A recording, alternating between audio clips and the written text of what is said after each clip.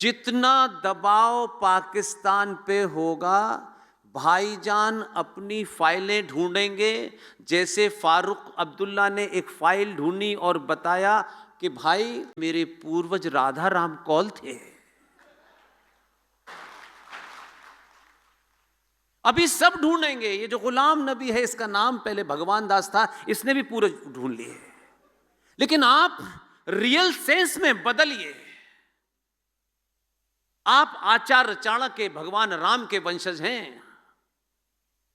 हमारी मां बहन बेटी जो है उसे सुंदर बनना चाहिए, बनना हमारे यहां है श्रृंगार। लेकिन यह भी ध्यान रखे कि सुंदरता की निशानी तैमूर की अम्मी नहीं है।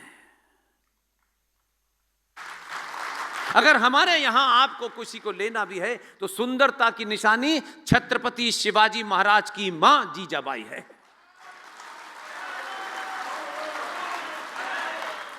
आप जब अपने इतिहास से उन भावों को बड़ा करेंगे तब आपको पता चलेगा कि आप कौन हैं। इसलिए गुजरात का पानी एक ही है। गुजरात का पानी पीकर के एक आए थे।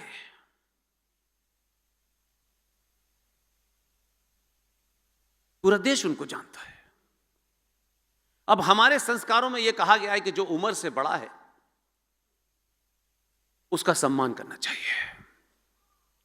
लेकिन उसमें यह भी कहा गया है कि भाषा की मर्यादा के साथ अगर उस उम्र से बड़े वाले आदमी ने कोई झूठ या पाप बोला है तो शब्दों की मर्यादा के साथ उसको एक्सपोज भी करना चाहिए। सोचिए कि हमसे कोई ये पूछे, पहले तो ये बताया गया फादर ऑफ नेशन। ऐसे लगता है कि राष्ट्र 1947 में पैदा हुआ था।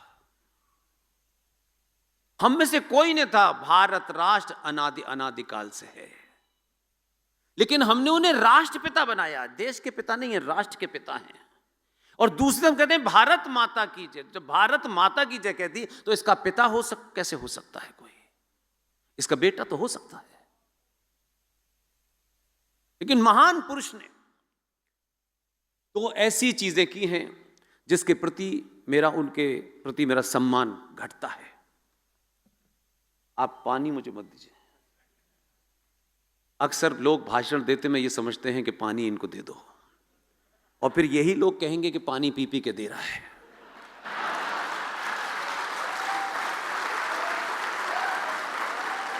मैं जब तक बोलूंगा चिंता मत कीजिए, मुझे प्यास नहीं लगेगी, क्योंकि मुझे कुछ भी ऐसा नहीं बोलना है जो आपने सुना हो। और जब आप सच बोलते हैं तो आपको यह भी पता नहीं चलता कि 3 घंटे कब हो गए। मैंने सुना है 3 घंटे में भी लोग इंटरवल में बाहर जाते हैं। ज्यादातर सभाओं में लोग जाते नहीं हैं।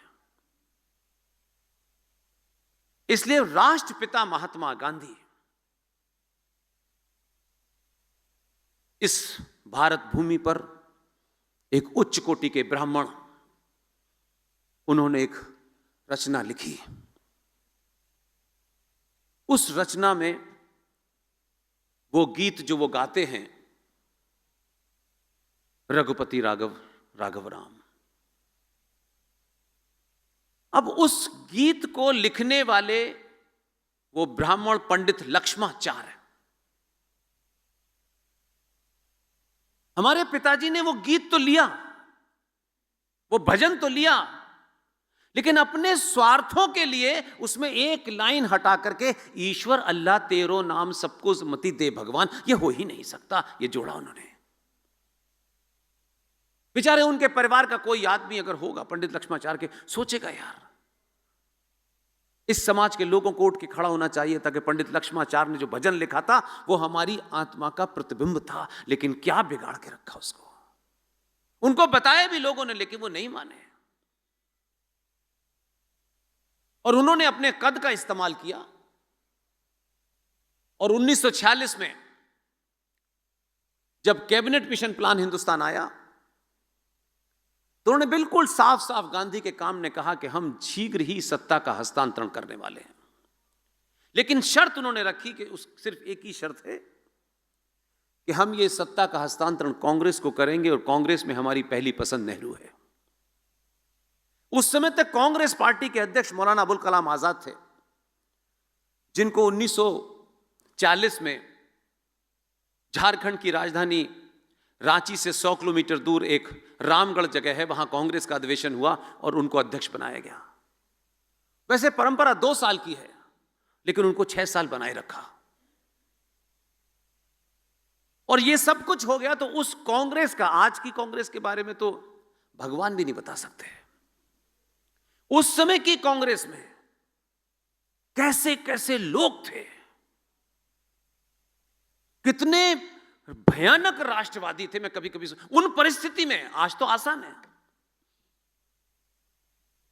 उस दौर में कांग्रेस पार्टी का नया अध्यक्ष चुना जाना था, तो कांग्रेस पार्टी की सीडब्ल्यूसी ने नेहरू का नाम अध्यक्ष पद के उम्मीदवार के तौर पे भेजा ही नहीं।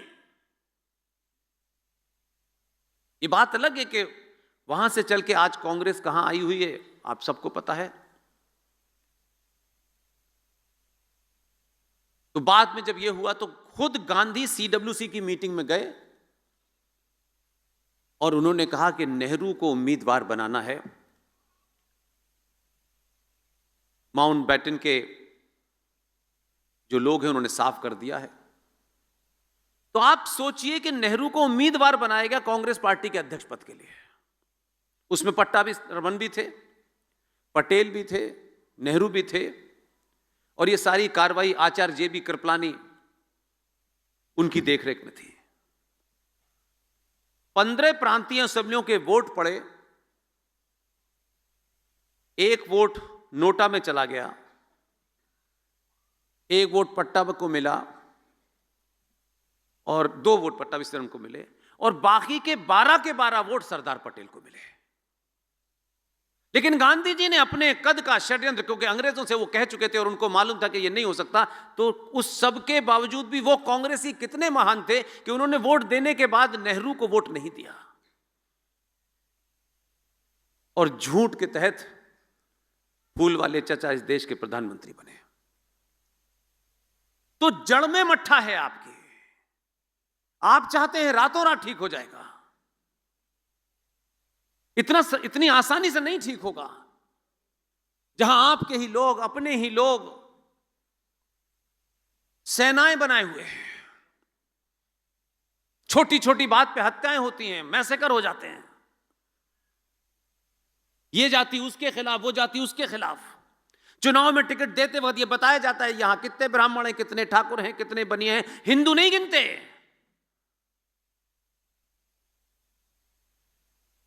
ऐसे समय में सब कुछ जितनी जल्दी हम चाहते हैं वो नहीं हो सकता। आखिर इस देश में ऐसे लोग हैं, मैं उनका कोई अपमान नहीं कर रहा। मैं ये किसी की भी मर्जी है, कौन किसको चुने न चुने, ये इस पे किसी का अधिकार नहीं है। लेकिन इन्हीं 84 करोड़ सनातनियों में से ही आलू से सोना बनाने मशीन को 100 चीजें दी कि नहीं दी, कि उनको किसी और ने दिए बाहर से। हम इतने सालों में उन लोगों को यह कन्विंस नहीं कर पाए कि राष्ट्र क्या है, सनातन क्या है, हिंदुत्व क्या है। यह जाति आपकी मां के पेट से नहीं आई है। सनातन हिंदू सभ्यता के बारे में जब भी आप जाएंगे तो हर एपिसोड में मिलेगा कि हमारे यहां यह देश अनादिकाल से कर्म प्रधान देश था, जाति प्रधान कभी नहीं था। जिसने भी उस समय की जो भी शिक्षा थी, शास्त्र थे या कुछ भी चीज थी, जिसने शास्त्रों का ज्ञान प्राप्त कर लिया वही ब्राह्मण है। सब कार्य से तय था। लेकिन धीरे धीरे हमारी गिरावट इस लेवल पे आ गई कि अब हमको कुछ नहीं मिला, कोई टैलेंट नहीं है हमारे अंदर, लेकिन एक ही टैलेंट है, हम ब्राह्मण हैं, हम ठाकुर हैं, हम फलाना हैं, यादव हैं, अगड़ा हैं, पिछड़ा, इससे सिर्फ अपनी जिंदगी चला रहे हैं।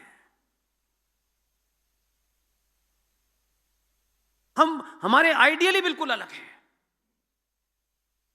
और जब समाज इस तरीके की चीजों में ग्रस्त हो जाता है तो कोई भी बेवकूफ बना के आपको चला जाता है, और आप जब बन जाते हैं तब आपको ध्यान आता है हमारे साथ ऐसा हो गया। ये क्या अजीब मजाक है भाई।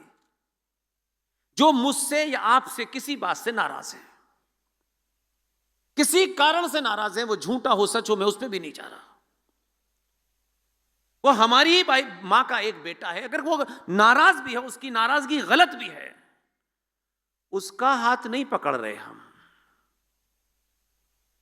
हम भाईजान को घर लाने में लगे हुए हैं जो आ नहीं सकते।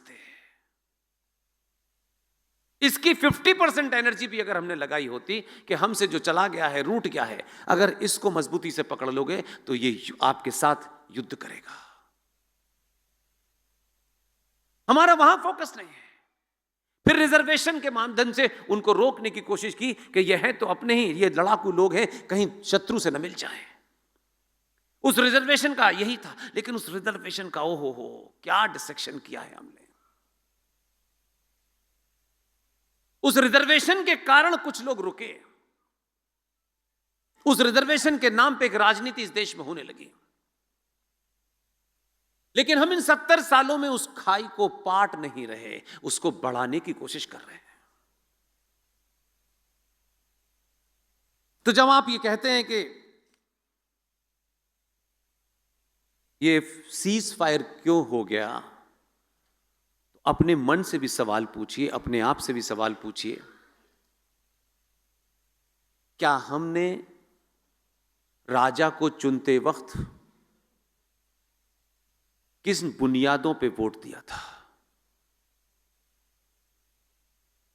पूरे राष्ट्र के रूप में, भगवान राम के वंशज के रूप में, चाणक्य के वंशज के रूप में 1 मिनट का अपने अंदर ध्यान कीजिए कि हम किन के संताने हैं, और फिर जरा वर्तमान की स्थिति में अपनी बोली देखिए। चवन्नी चवन्नी छाप लीडर इस देश के 84 करोड़ सनातनी को 2 रुपए किलो चावल, 1 महीने की बिजली फ्री, 1 महीने का पानी फ्री, इस पे खरीद रहा है, और हम बिक करके वोट दे रहे हैं।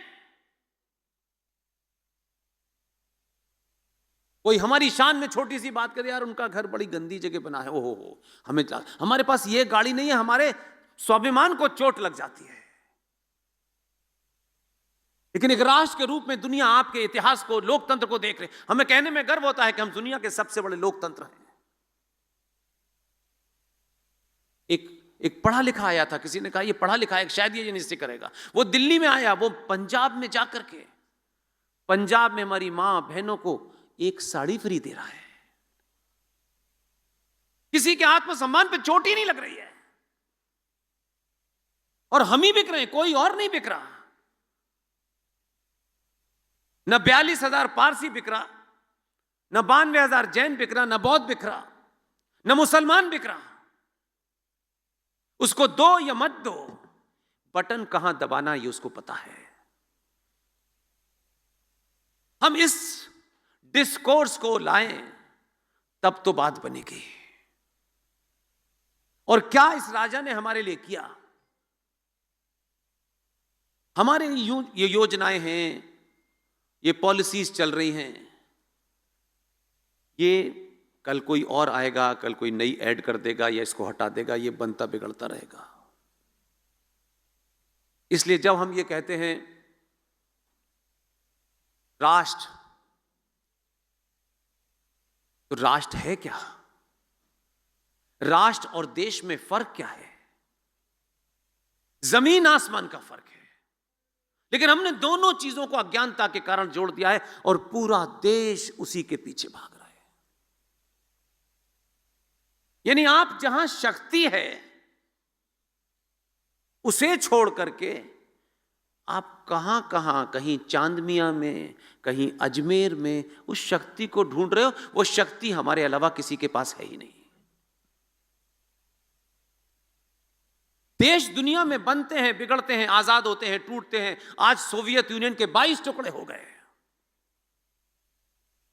भारत भी बटा, उसके 2 टुकड़े हो गए। लेकिन राष्ट्र क्या चीज है? राष्ट्र को संविधान नहीं चलाता, सरकार नहीं चलाती, पुलिस नहीं चलाती, सेना नहीं चलाती, ये काले कोट पहनने वाले नहीं चलाते।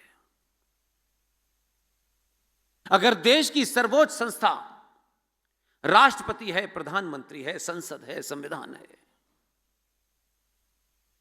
तो राष्ट्र की सबसे बड़ी संस्था शंकराचार्य है। हम कहते हैं गीता क्या है? गीता इस देश का ग्रंथ नहीं है, गीता राष्ट्रीय ग्रंथ है।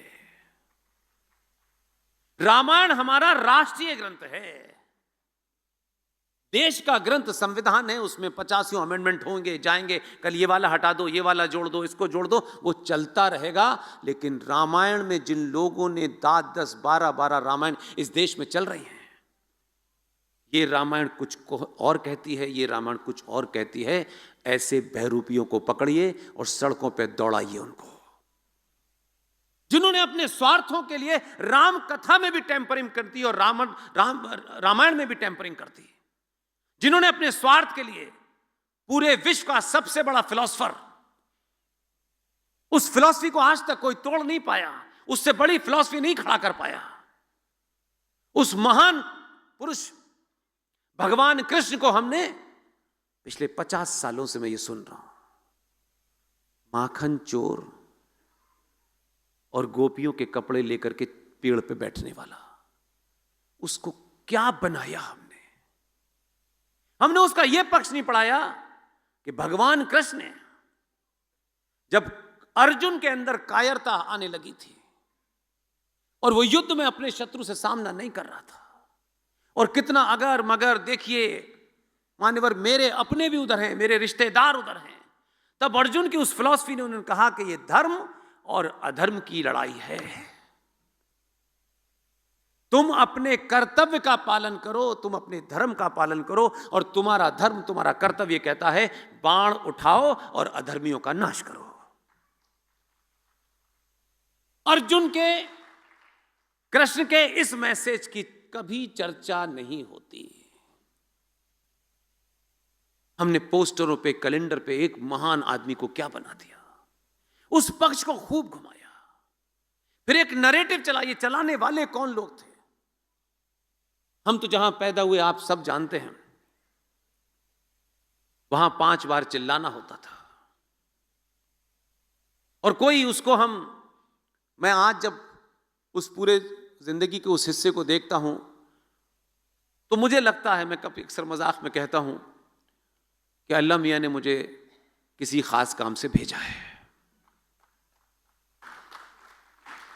मुझे क्यों वहां पैदा किया, क्यों वो तमाम सारी चीजें बताई, क्यों मुझे समझाएं, और क्यों मुझे फिर दिल्ली भेजा, और क्यों ऐसा हुआ कि यकायक एक ठीक ठाक जीवन जीते जीते मैंने 2011 में इस्तीफा दिया और आज देश में ये सब बोल रहा हूं। शायद इसी दिन के लिए मुझे जन्म दिया गया है। इसलिए आप इस बात की चिंता न करें कि कल क्या होगा, आप आज क्या कर सकते हैं इसकी चिंता करें, और करने के बाद भूल जाएं। कोई काम करके परसों पहुंच के, साहब हमने बड़ा काम किया है राष्ट्र के लिए, हमें टिकट चाहिए। हमको बस की भी टिकट नहीं चाहिए। ऐसे ही पूरे समाज में खड़े होइए, और जो भी कुछ काम कर रहे हैं उसको पूरी तन्मयता से कहिए। मिक्सिंग मत कीजिए स्वार्थों के हिसाब से कि ये मां अब बूढ़ी हो गई है, अब इसको घर में रखने से कोई लाभ नहीं है, तो इसको वृद्ध आश्रम में छोड़ो। पूरी दुनिया में हम ही ऐसे लोग हैं कि अपनी बूढ़ी मां और बूढ़े पिता को वृद्धाश्रम छोड़ने चले जाते हैं। वही मां जिसने आपको जन्म दिया है, सब कुछ करा, एक समय पे आकर के अगर शारीरिक रूप से वो कमजोर हो गई तो हम उसको वृद्धाश्रम में छोड़ आते हैं। हम थोड़े मॉडर्न हो गए हैं। आज पढ़े लिखे 4 लोग बच्चे अपने घर में 4 दोस्तों को बुलाते हैं, तो अगर बाप रिक्शा चलाता है तो उसका इंट्रोडक्शन कराने से घबराते हैं। आपकी नई नई दोस्ती, नई नई जान पहचान हुई होगी किसी बेटे से, किसी बेटी से, लेकिन किसी बेटे से, किसी बेटी से, किसी बड़े आदमी से आपके संबंध हो गए हैं, तो मां अगर दुनिया भर में बर्तन भी मांजती है तो वो मां ही रहेगी। आप स्टेटस से बाप का रोल लगाते हैं। बाप एमपी है, 4 मर्डर केस लगे हुए हैं, लेकिन बड़ी सी तस्वीर लगी होगी, ये मेरे पापा हैं, अब नहीं शर्म आएगी। ये हिंदू सनातनी समाज में हो रहा है, किसी और में नहीं हो रहा। जिनके बारे में हम बहुत चर्चा करते हैं वहां नहीं हो रहा, हमारे यहां हो रहा है। जितना जिस पे पैसा आ गया है, ओहो उतना ही उसे हिंदुस्तान, ये मां, ये संस्कार, ये सब बैकवर्ड चीजें लगनी थी उसको। वो इस अंधी दौड़ में शामिल होना चाहता है। महाराष्ट्र का वो किस्सा मैं नहीं भूलता हूं, क्योंकि वहां मुझे पता चला इसी सफर में। एक मां ने अपने जीवन की सारी कमाई दे करके अपने बेटे को अमेरिका भेजा था। वो पढ़ने पढ़ाने लगा, सब कुछ हो गया, बहुत बड़ा आदमी बन गया। बीच बीच में, और वो अकेली रहती थी मुंबई में, उस घर में कोई नहीं था। बीच बीच में वो फोन करके उनसे बात करता था। मुझे उनके आस पड़ोस के लोगों ने आके ही बताई, वो मेरी सभा में आए थे तब उन्होंने बताई मुझे बात। तो वो टेलीफोन पे बिजी होगा क्योंकि उसको दुनिया फतेह करनी थी। तो लैंडलाइन फोन था उनका, रिसीवर से वो बात करती थी उसकी मां। और फिर वो बात कब खत्म हुई, उस लड़के ने फोन काट दिया। कोई 15 दिन बाद पता चला कि उस घर से जब स्मेल आई, बदबू होने लगी, तो आस पड़ोसियों को पता चला कि उनके कान पे रिसीवर रखा हुआ था और उनकी डेथ हो गई थी। तो लोगों ने उनके बेटे को बताया। तो उस लड़के ने हिंदुस्तान में एक पीआर एजेंसी हायर की और उसको कुछ डॉलर भेज करके कहा कि इनका अंतिम संस्कार कर देना। ये सच्चाई है, हम ये हो चुके हैं। यहां से जब आप आगे बढ़ना चाहते हैं तो कुछ कुछ छोड़ना पड़ेगा।